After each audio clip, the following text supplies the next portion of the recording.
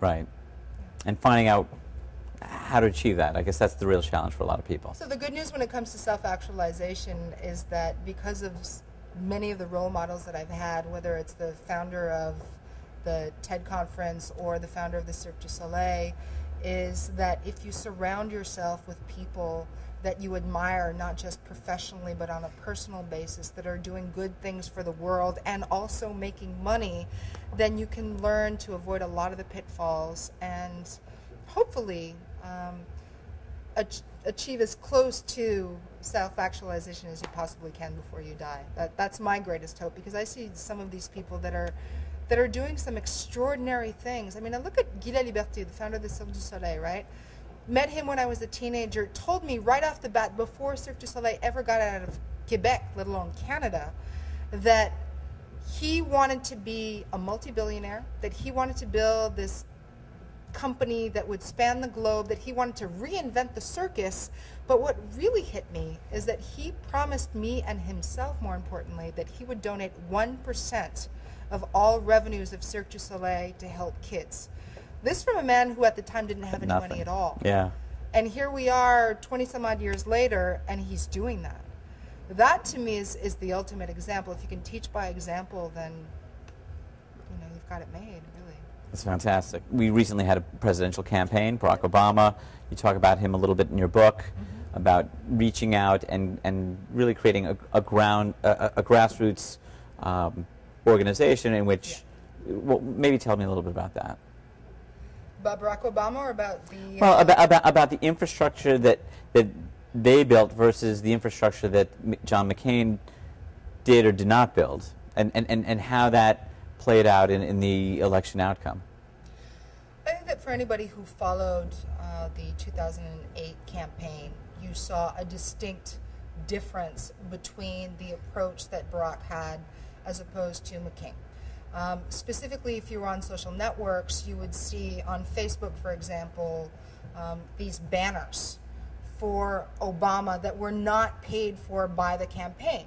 It was individuals that believed in a message from a politician that they could believe in, that was clear, concise, relatively simple, but that they can engage in from a very personal level. And so any successful online campaign is going to be authentic. It has to be a message that other people can buy into. It can't just be about electing a politician. It can't just be about selling a product. It has to be about an overarching idea that a community can feel involved in, that they can really buy into. And that's what we saw, I think, when we looked at the grassroots organization that was done through social networking campaigns, as well as through all of the volunteering and self-organization, where you saw the political hub of Obama's campaign, so the old guard, if you will, who are doing politics have been done for hundreds of years, connecting via social networking devices with people that knew nothing about politics, oftentimes first-time voters or people that had really given up on the political process.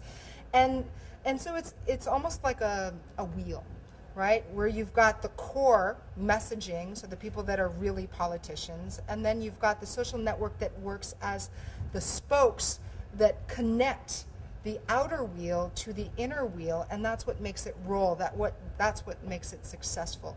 And so the more you empower people to believe in this larger overarching idea and give them the tools with which they have a voice to express how much they believe in that ideal, the more successful you're going to be. Unfortunately, McCain wasn't as successful, probably because he's obviously not as comfortable with social networking tools, didn't surround himself with a core group like Chris Hughes, one of the co-founders of Facebook, to be able to advise him. And we still see that when we look at the Republicans, the conservatives right now, post-Obama. We've seen how successful that campaign has been for Obama's not only winning as the President of the United States and becoming the first internet president, but also in terms of making those policies and seeing where we're going to go given the state of the economy and so many other issues.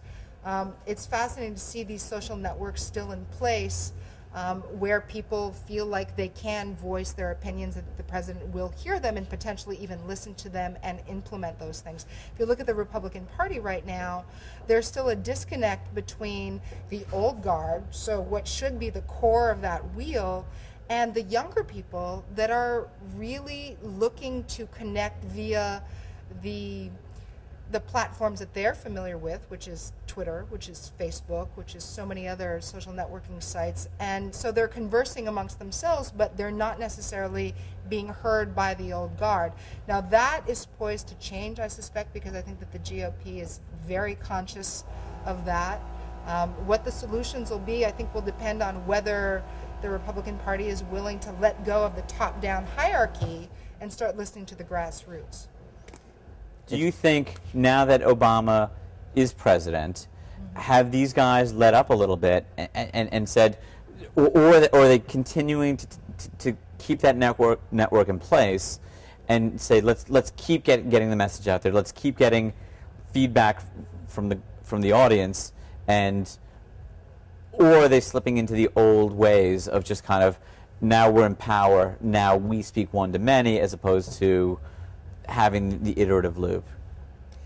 I think that is still yet to be seen. We have not seen the full 100 days of Obama sitting at the helm of the presidency, and we certainly haven't seen what 4 years will do. I think it's a little early to tell what will actually transpire, whether we really are talking about an ongoing grassroots movement, or if it will change because we are still talking about the President of the United States who, you know, whether he likes it or not, is being told, I'm sorry, you can't really use your BlackBerry, and what do you mean you are Twittering? and so that's a debate that was never really as present before, I think, not only within the White House, but also that we Americans are aware of that ongoing debate. What I can say is that I doubt very much that politics will ever be the same again. I think that the next President of the United States, whoever he or she may be, will be determined by how clear and authentic their message is and their ability to be able to reach people where they live, whether that's on social networking sites or whether that's in a face-to-face context. Those two things will have to work together to get that person elected.